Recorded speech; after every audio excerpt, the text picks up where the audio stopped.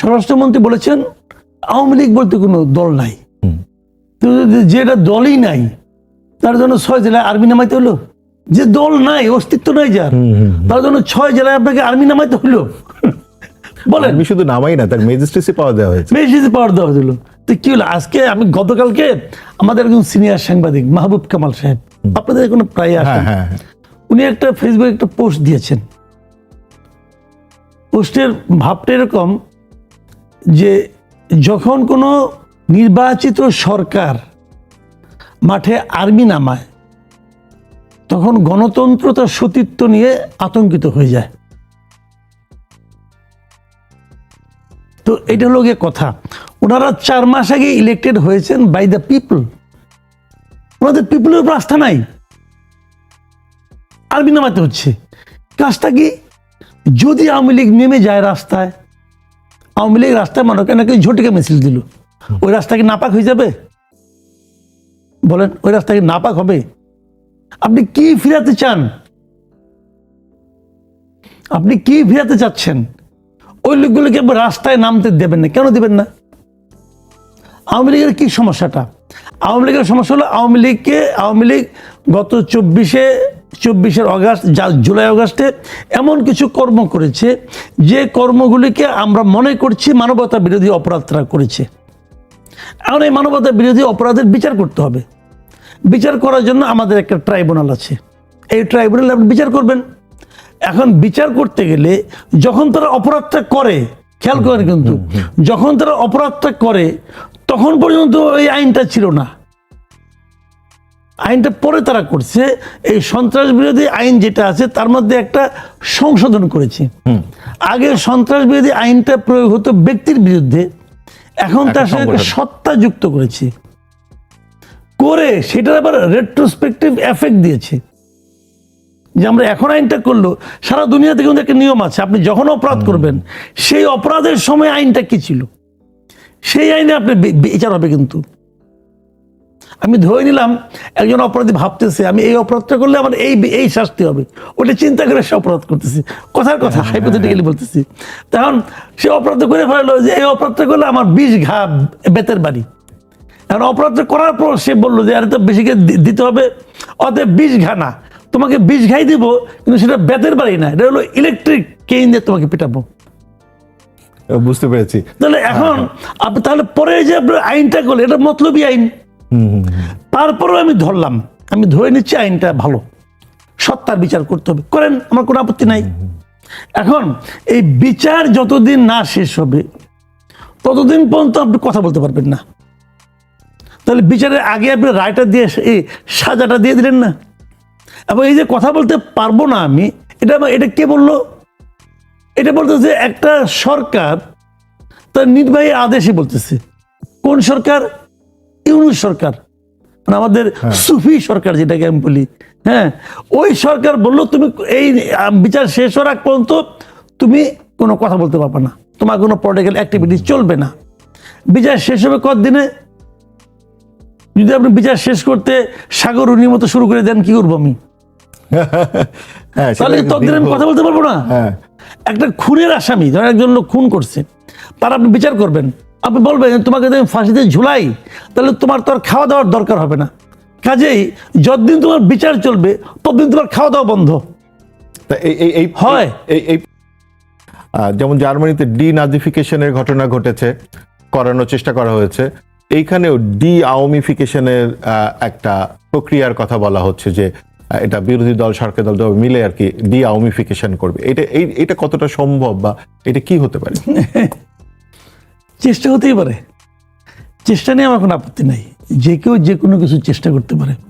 আমাদের দেশে তো আমরা দেখলাম এর মাঝখানে যে অনেকে পাকিস্তান করারও চেষ্টা করতেছিল, পাকিস্তানের সঙ্গে মেশা যায় কিনা, এই চেষ্টাও বিদেশ থেকে কেউ কেউ বলছে, এখনো দেখি মাঝে মাঝে বলে। তো চেষ্টায় কোনো আপত্তি নেই, যার যার চেষ্টা, যার যার বুদ্ধি বিবেক শক্তিমত্তা চেষ্টা হবে। বাট আমি আমার মতো করে বুঝি যে এটা বাস্তব কিনা, সম্ভব কিনা, উচিত কিনা, আমি আমার মতো করে বুঝি। দেখেন, আমি মনে করি যে এখানে আওয়ামী লীগ বিএনপি এটা ইস্যু না, ইস্যুটা হলো এই আওয়ামী লীগ বিএনপির তখন চালকের আসনে কারা ছিল সেটা হলো ইম্পর্টেন্ট। যেমন ধরেন জিয়াউর রহমানের বিএনপি, খালেদা জিয়ার বিএনপি, তারেক রহমানের বিএনপি কি একইভাবে চিন্তা করে একইভাবে রিয়েক্ট করে না। চালকের উপর নির্ভর করে দলটা কে চালাচ্ছে, কে চালাচ্ছে। আবার একই চালক টাইম টু টাইম তার মধ্যেও কিন্তু চেঞ্জ আসে। একটা ট্রাক চালক যে নর্মালি চালায় সে একভাবে চালায়, যখন সে পানা শক্ত হয়ে চালায় তখন সে আরেকভাবে চালায়, হয় না এরকম? হয়। কিন্তু এখন ধরেন একটা গাড়ি চাপা দিল, একজন লোক মারা গেল, আপনি দৌড়ে যে সমস্ত লোকদের দৌড়ে যে গাড়িটাকে আটকাইলেন, ড্রাইভারটাকে আটকাইলেন। এখন আদালতে বিচার হবে কার? ধরেন এটা টাটা কোম্পানির গাড়ি, আপনি বলবেন এর জন্য টাটা কোম্পানি দেয়, হতে পারে কিন্তু গাড়ি ব্রেক ফেল করতে পারে, গাড়ি হয়তো টাটা কোম্পানির ব্রেকটা ভালো ছিল না, এই জন্য অ্যাক্সিডেন্ট হয়েছে। তাহলে আপনি দেখবেন যে দায় টাকার, রাস্তারও দায় হতে পারে। হয়তো রাস্তায় এখানে একটা আপনার গর্ত হয়ে গেছিল, রাস্তার ডিজাইনে ওই কারণে গাড়িটা যে অ্যাক্সিডেন্ট করছে, হতে পারে। কিন্তু রাস্তার কারণে অ্যাক্সিডেন্ট হতে পারে, গাড়ির কারণে হতে পারে, চালকের কারণে হতে পারে। যদি চালকের কারণে হয় চালকের সাজা হবে, জেল হবে। যদি গাড়ির কারণে হয় গাড়ি রিপেয়ার করতে হবে। আর যদি রাস্তার কারণে হয় ওই রাস্তাটা যা রিপেয়ার করার কথা ছিল তার শাস্তি হবে। তুমি কেন করলা না, বিষয়টা কিন্তু ক্লিয়ার। এখন আপনি বলেন না আমি টাটা কোম্পানির গাড়ি, টাটা ইন্ডিয়ান গাড়ি, এটা রাখা যাবে না, আগুন দিয়ে পড়ে দাও, দেন পরে আগুন দিয়া। তাহলে এই গাড়ি কি এতদিন কোনো সার্ভিস দেয় নাই? দিয়েছে। আবার এতদিন কিন্তু ড্রাইভারও সার্ভিস দিছে। বিষয়টা খেয়াল করেন। আমি এই উদাহরণটা দিলাম, আপনি বলি যে আমি মনে করি যে এই যে গণহত্যা বলেন, যেটা বলেন আমরা যে বলি 1500, যদিও আমি 1500 তালিকা এখনো কারো কাছে পাইনি, কিন্তু সরকার নিজেও 1500 তালিকা দিতে পারে না, কিন্তু সরকারের লোকজন কিন্তু উল্লেখ করে 1500 লোক মারা গেছে। এই তালিকায় কেউ করতে পারে না। 30 লক্ষের তালিকা তারা চায়, আবার কিছু লোক আছে যারা 30 লক্ষের তালিকা চায় কিন্তু 1500 তালিকা দিতে পারে না। এটা হলো রিয়েলিটি আর কি। আচ্ছা, যা হোক, আমি ধরে নিলাম এই যে লোকগুলি যেগুলো মারা গেছে, এখন এই মৃত্যুর জন্য আমি কিন্তু ওই সময় সরকারকে দায়ী করব। যে কদিনই মারা গেছে আমি সরকারকে দায়ী করব, তাদের নিষ্ঠুরতাকে দায়ী করব, তাদের চিন্তাকে দায়ী করব, এবং এর বিচার হওয়া উচিত, এবং দৃষ্টান্তমূলক বিচারই হওয়া উচিত। কিন্তু এই আওয়ামী লীগ 96 সালে ক্ষমতায় ছিল না, তখনকার আওয়ামী লীগ আর 2024-এর আওয়ামী লীগ এক। আবার এই আওয়ামী লীগ 2009 সালেও ক্ষমতায় উঠছিল। 2009-এর আওয়ামী লীগ এবং 2014-এর আওয়ামী লীগ কি এক না? এক না। এই সময় এসে শেখ হাসিনা এবং তার যারা সাংঘাত, তার যারা সহযোগী, তাদের মধ্যে একটা পরিবর্তন আসছে। সেই পরিবর্তনটা হলো মানুষকে মানুষ মনে না করার চিন্তাটা তাদের মধ্যে ঢুকে গেছে। এরা মানুষ না, আমরা যা বলবো এটাই চলবে, আমি যেটা বলবো এটাই মানতে হবে, না মানলে তোমাকে আমি রাখবোই না, তোমাকে আমি গুম করে ফেলবো, তোমাকে আমি ভ্যানিশ করে ফেলবো, মেরে ফেলবো। এই চিন্তাটা এদের মধ্যে কিন্তু ঢুকছে এইখানে এসে, এবং এই জন্য শাস্তি হওয়া উচিত। আমি তো এটাও বলি, আমি আপনার সংক্ষেপে এটাও বলি যে যত লোক আওয়ামী লীগের মন্ত্রী ছিল 14 বছরে, যত এই 15 বছরে যত লোক ছিল সব মন্ত্রীর তালিকা করেন। যত লোক আওয়ামী লীগের সেন্ট্রাল কমিটিতে ছিল সবার তালিকা করেন। যত লোক আওয়ামী লীগের এমপি হয়েছে তাদের তালিকা করেন। যত লোক আওয়ামী লীগের এমপি হওয়ার জন্য মনোনয়নপত্র কিনেছে তাদের তালিকা করেন, সব করেন। যত লোক আওয়ামী লীগের জেলা কমিটিতে ছিল তাদের তালিকা করেন। এই সবাইকে বিচারের আওতায় নিয়ে আসেন। বুঝতে পেরেছি। কিন্তু আওয়ামী লীগ কেন বাস পুরাবেন কেন ভাই? বাস পুরানোর এখতিয়ার আপনাকে দেওয়া হয় নাই, এবং আলটিমেটলি আপনি পুরোতে পারবেনও না, এটাও বলে দিচ্ছি, পারবেনও না। মানে ডিআওয়ামিফিকেশন আসলে সম্ভব হবে না, এই সময় হয় না। এই এক রাজনীতিতে আমরা আর তাদেরকে টের পাচ্ছি না কোথাও। এত কিছু ঘটছে, যেমন ধরেন মব সংস্কৃতি ঘটছে, আমরা তাদের দেখতে পাচ্ছি না। মাজার ভাঙা হচ্ছে ব্যস্ত, আমরা তাদের দেখতে পাইনি। মানে জাতীয় সঙ্গীতের বিতর্কে তাদেরকে আমরা দেখতে পাই, এরকম বহু কিছুতে আমরা তাদেরকে দেখতে পাই, এখনো পর্যন্ত দেখতে পাচ্ছি না। যারা শাহবাগ কাঁপাতো, যারা পল্টন কাঁপাতো, আমরা আর কাঁপতে দেখি না কিছুই। শুনেন, আমি ওখানে তখন বলা শুরু করেছিলাম আসলে আমাদের এমনি সারা দুনিয়াতেই বামপন্থীদের একটা বিপর্যয় তো আছেই। সারা পৃথিবীতেই তো বামপন্থী বলতে তো আর কোনো দেশ খুব ওইভাবে নাই, যারা আছে তাদের নিয়ে বামপন্থীদের আপত্তি আছে।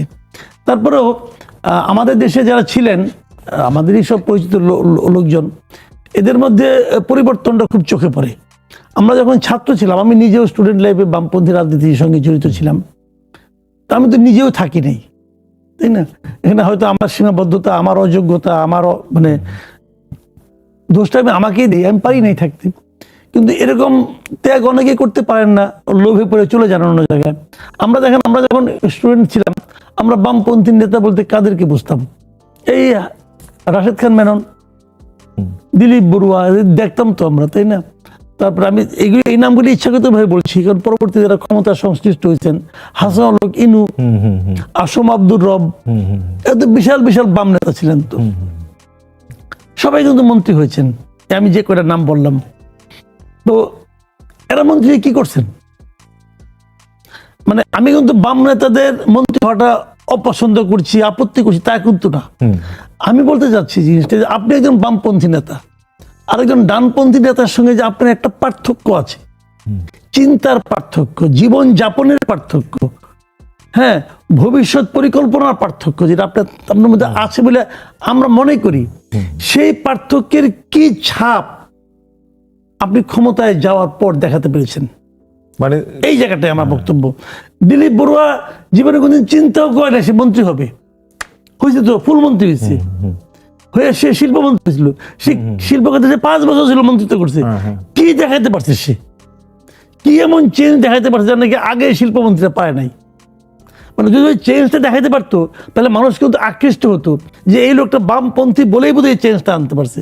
রাশেদ খান মেনন বিশাল বামপন্থী নেতা ছিলেন, আমরা তো ছোটবেলা থেকে শুনে আসতেছি, মেনন, মতিয়া মেনন, কি বিশাল বিশাল ব্যাপার স্যাপার, হাসান ইনু, জাসদ, মানে বিশাল ব্যাপার, সব তো বামপন্থী গুলো, আসমরব। তো এরা কি করছে? নিজেদের ব্যক্তিগত জীবনযাপনের মানে কিছু দৃশ্যমান উন্নয়ন করার প্রচেষ্টা ছাড়া তারা আর কি করছে? কিছুই করতে পারে নাই। এক একটা দৃশ্য, এক একটা ব্যক্তির উদাহরণ বামপন্থীর প্রতি মানুষদেরকে আরো বীতশ্রদ্ধ করে তুলছে। এমনকি এটাও আমরা বলতে পারি না, তাদের নিজেদের যে দলীয় রাজনীতি তাও প্রায় নাই করে দিয়েছে। সে ওখানে যাওয়ার কারণে ধ্বংস হয়ে গেছে, সে ওখানে যাওয়ার কারণে ধ্বংস হয়ে গেছে। আমি এই যে লোকগুলির নাম বললাম, এতে তো কোনো পরিবর্তন নাই, মৃত্যু ছাড়া তাতে কোনো পরিবর্তন নাই। তো রাশেদ খান মেনন মানে ওই সে সভাপতি পদ আর ছাড়বে না, এই সভাপতি তো কি পোস্ট ছিল তার, সে পোস্ট আর ছাড়বে না।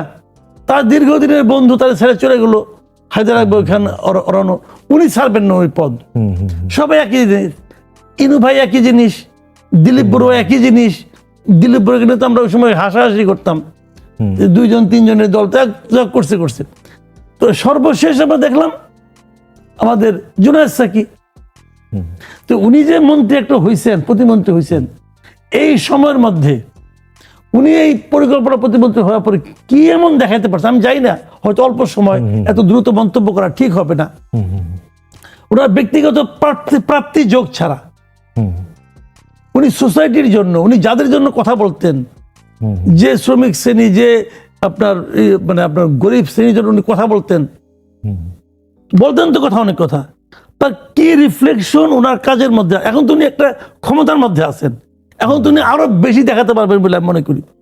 তার তো সুযোগ আছে, তার তো সুযোগ ছিল না। এখন সুযোগে যে তার কি সদ্ব্যবহারটা উনি করতে পেরেছেন, এটা এখনো আমার কাছে দৃশ্যমান না। আমি ওনার ব্যাপারে এখনই মন্তব্য করতে চাই না, মাত্র 4 মাস, তো উনি তো গেছেন 60 মাসের জন্য, তারও তো 56 মাস আছে।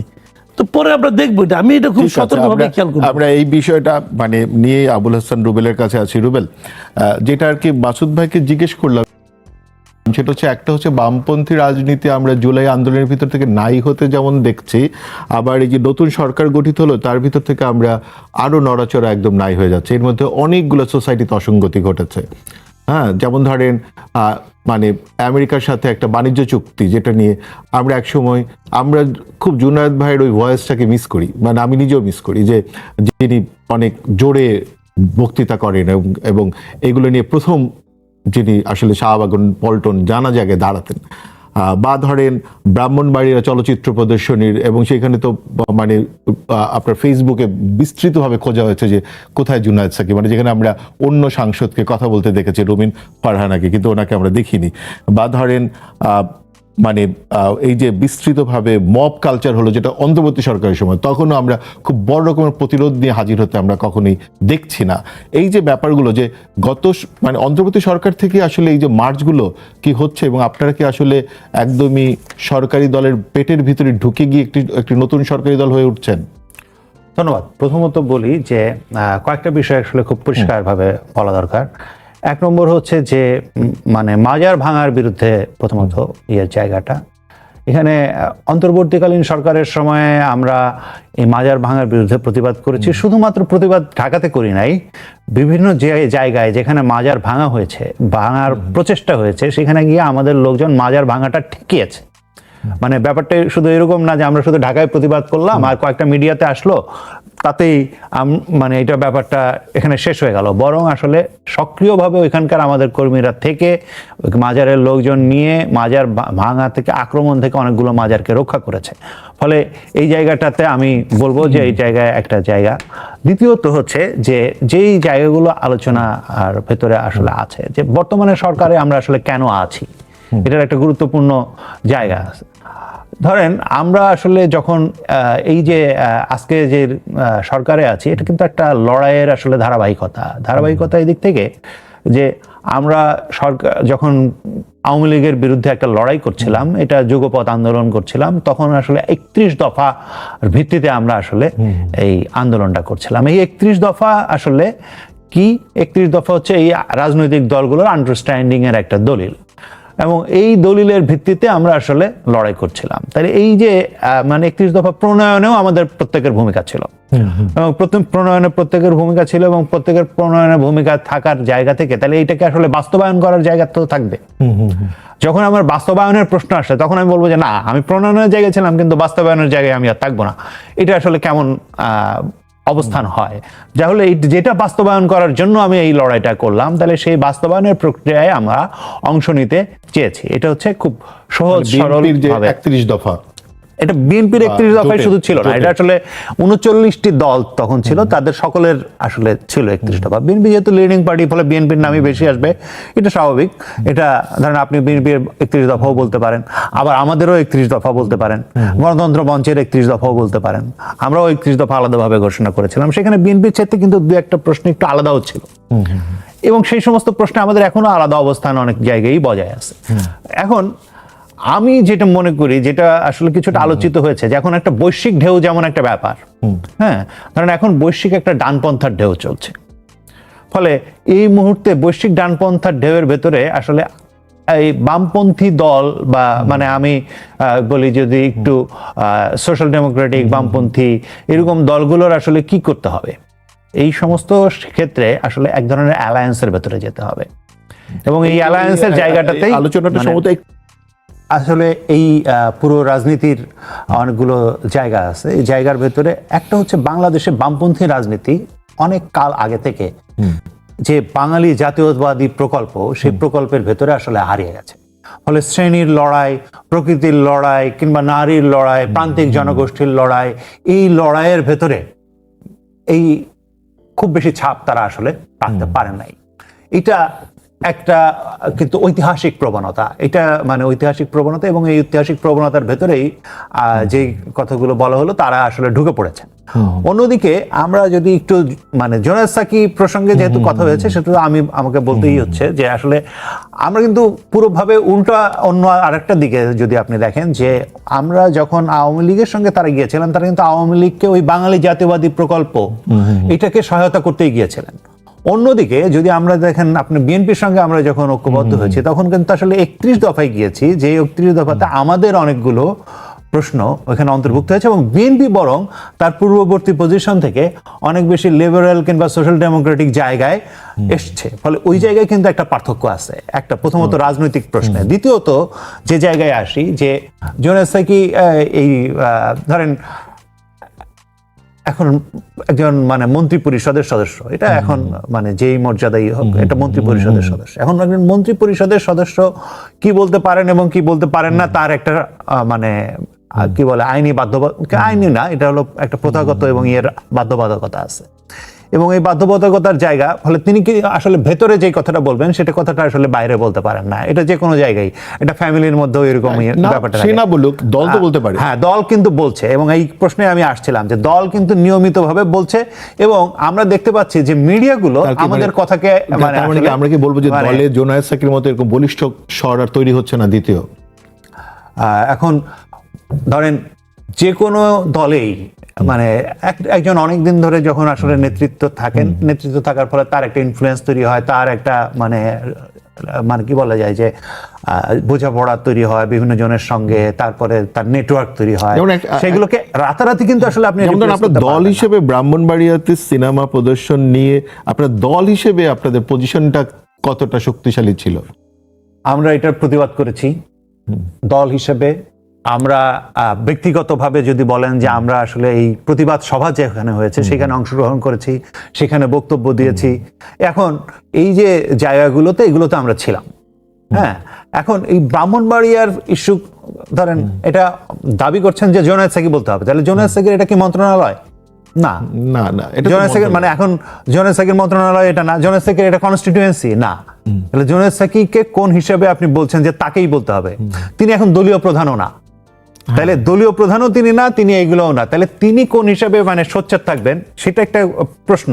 একজন সংসদ সদস্য, যে কোনো সংসদ সদস্যই মানে এটা যা বলতে পারেন, আর একজন মানে মন্ত্রী যা বলতে পারেন তারও একটা সীমা আছে। রুবেল, তাহলে আমরা একটা জিনিস বলতে পারি যে যেমন ধরেন জোনায়েদ সাকি একটা ডিফারেন্স তৈরি করেছেন, আগের বামপন্থী নেতারা তার দলের প্রধান ছিলেন, তারা তার পজিশন ছাড়েননি, তারা তারপর মন্ত্রী হয়েছেন, কিন্তু এই প্রথমবারের মতো জোনায়েদ সাকি তার দলের পজিশনটাকে ছেড়েছেন। তার মানে হচ্ছে যে দলকে তাহলে একটু সরব হয়ে প্রমাণ করতে হবে যে আসলে জোনায়েদ সাকির সাথে তা মানে এখন আর সে প্রধান নাই, এবং দল ইন্ডিপেন্ডেন্টলি মানে ধরেন স্বাধীনভাবে সে নিতে পারে, সেটা প্রমাণ করতে হবে, এবং সেটার কাজও আছে। আমি এখন আপনাকে বলি যে আমরা খুব শীঘ্রই মানে এটা আমাদেরও একটা তো আসলে ডিএনএ গতভাবে আমরা বিরোধী রাজনীতিতে অভ্যস্ত, ফলে ধরেন বিরোধী রাজনীতি করার জন্য আমরাও ভিতর তো ছটফট করি। সেই জায়গা থেকে যদি আমাদেরকে আসলে এখন নতুন করে স্ট্র্যাটেজি সাজাইতে হয়, তাহলে একটু সময়ের ঠিক আছে, আমাদের আসলে সময় একটু শেষ করি, শেষের দিকে একটু বলি যে মাসুদ ভাই যে কথাটা বলেছেন সেখানে একটা বলি যে ধরেন মানে জোনায়েদ সাকি থাকার ফলে তিনি ইতিমধ্যে কি কোনো পরিবর্তনের জায়গা ক্ষেত্রে ভূমিকা রাখতে পারছেন? ধরেন এই বাজেটে দেখবেন আপনি যে বাজেটে আসলে নবায়নযোগ্য জ্বালানির জন্য একটা বিরাট মানে উদ্যোগ সরকারের পক্ষ থেকে নেওয়া হচ্ছে। এটা বিএনপির যেমন মানে সদিচ্ছার জায়গা আছে এবং জোনায়েদ সাকিরও চেষ্টার জায়গা আছে ধরেন, এবং মানুষ এবং প্রকৃতি কেন্দ্রিক উন্নয়নের প্রশ্ন সেই জায়গাতে ঠিকই আছে। কিন্তু আমাদের আরো কয়েকটা আলোচনার বিষয় ছিল, কিন্তু আমরা যেতে পারবো। কিন্তু মাসুদ ভাই, একটা আলোচনা না করলেই নয়। যেমন ধরেন এর মধ্যে সাম্প্রতিক সময়ে গণতন্ত্র মঞ্চের শরিক তারাও এই প্রশ্নটা উত্থাপন করেছে যে গণসংহতি আন্দোলনের কারণে গণতন্ত্র মঞ্চের ঐক্য নষ্ট হয়েছে। গত নির্বাচনে একটা আসনে হচ্ছে আপনার গণতন্ত্র মঞ্চের 2 দলের প্রার্থী দাঁড়িয়ে গেছে ঢাকাতে, এবং এগুলো নিয়ে প্রচুর অনাস্থা তৈরি হয়েছে নিজেদের মধ্যে, এবং এদেরকে আমরা বড় কোনো কর্মসূচিও দিতে দেখি নাই। পুরোটা নিয়ে আপনি খুবই ছোট করে যদি একটা মন্তব্য করেন। এটা তো পরস্পরের বিরুদ্ধে তো অভিযোগ থাকবেই, কারণ ওনারা তো কেউই কিছু করতে পারছেন না, ওনারা কেউই কিছু করতে পারছেন না। ভাঙছেন, আবার কোথাও যাচ্ছেন, আবার বলছেন না এটা যাওয়ার সিদ্ধান্তটা ঠিক হয় নাই, আবার ভাঙছেন। বা একজন প্রার্থী বলেছেন যে তার নির্বাচনে মানে তার হেরে যাওয়ার একটা বড় কারণ হচ্ছে তার আরেকজন শরিক দলের প্রার্থী দাঁড়িয়েছে, থাকলে না থাকলে উনি জিততেন, উনি কি না থাকলে জিততেন, ওটা তো আমরা দেখছি ভাই। ওকে, আমি আপনার সাথে একটু বলি যে উনি আসলে হেরেছেন বিএনপির অন্তর্কন্দলের ফলে। তিনি যেহেতু সহজ টার্গেট হচ্ছে গণসংহতি, মানে সহজ টার্গেটের উপরে এটা দায়িত্ব চাপিয়ে দিয়ে। তাহলে আমি বলছি লাস্ট একটা মন্তব্য নিব শুধু রুবেলের কাছ থেকে। মাসুদ ভাই আর কোনো শেষে কিছু বলতে চান কিনা? যদি আর না থাকে তাহলে রুবেল, আসলে আপনার এই গণতন্ত্র মঞ্চের যে বর্তমান হাল এবং এটা লাস্ট একটা কমেন্টস করেন ধরেন 1 মিনিটের মধ্যে। গণতন্ত্র মঞ্চে আর আপনার বিরুদ্ধে যে যে অভিযোগটা উত্থাপিত হয়েছে, ধরেন এই ক্ষেত্রে আমিও অভিযোগ করতে পারি যে গণতন্ত্র মঞ্চ থেকে আসলে কাকে নমিনেট করা হয়েছিল। গণতন্ত্র মঞ্চ থেকে তাসলিমা আক্তারকে নমিনেট করা হয়েছিল ওই আসনের জন্য, যিনি ওইটা না, অভিযোগ করছেন। ওই অভিযোগটা না, আরো অভিযোগ আছে যে গণতন্ত্র মঞ্চ হচ্ছে তার শরিকদের সাথে যে ওয়াদাগুলো করেছিল, আন্দোলনের যে বিষয়গুলো ছিল, এগুলো আসলে গণসংহতি মেনটেন করেননি ঠিক মতো। কোন ওয়াদা, কোনটা মেনটেন করে নাই, এটা তো স্পেসিফিক বলতে হবে কোন ওয়াদাটা গণসংহতি মেনটেন করে নাই। গণসংহতি এ পর্যন্ত যা যা ওয়াদা করেছে তার প্রত্যেকটা মেনটেন করছে, এবং গণসংহতি আন্দোলনের পক্ষ থেকে আমরা এই রাজনৈতিকভাবে এই সততা সবসময় বজায় রেখেছি যে আমরা আসলে আমাদের শরিকদের সাথে অন্তত একটা মিথ্যা কোনো প্রতিশ্রুতির জায়গায় আমরা যাই নাই, এবং ওই জায়গায় কোনো ধরনের আমাদের ট্রান্সপারেন্সির অভাব নাই। যে কোনো জন যদি বলেন যে এই জায়গায় এটা রক্ষা হয় না, এখন তো ধরেন শরিকদের মধ্যে যেহেতু গণসংহতি আন্দোলন সরকারের ভিতরে অনেক সক্রিয়, অতএব সে কি আসলে কোনো উদ্যোগ নেবে কিনা এই পুরনো জোটটাকেই আবার ঠিকঠাক করে সক্রিয় করা? আমরা আবারও এই বিষয়ে কথা বলবো এবং সবার সঙ্গেই কথা বলবো, আমরা কথা বলবো এবং অন্যদের সাথেও আরো যারা আছেন বিভিন্ন 39টি দল যেহেতু ছিলেন তাদের সাথেও কথা বলবো কিভাবে আসলে আমরা আমাদের যে এই রাজনৈতিক ভূমিকা সেটা রাখতে পারি, সেটার জন্য সকলের সঙ্গে আবুল হাসান রুবেল, অনেক ধন্যবাদ। মাসুদ কামাল, আপনাকেও ধন্যবাদ।